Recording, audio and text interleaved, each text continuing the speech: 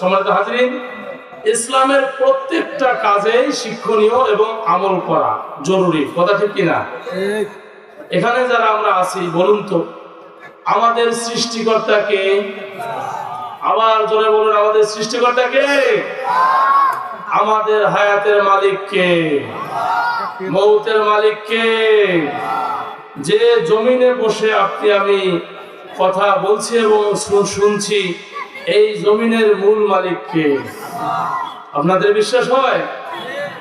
সম্মানিত হাজিরিন, সৃষ্টি করলেন আল্লাহ, হায়াত দিলেন আল্লাহ, মৌত দিবেন তিনি, তার কাছে যেতে হবে।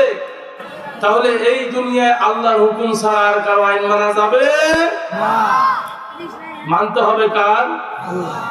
প্রিয় ভাইরা, আল্লাহর জমিনে আল্লাহর আইন ছাড়া কোন নাস্তিকের আইন মানা যাবে না, কথা ঠিক কিনা?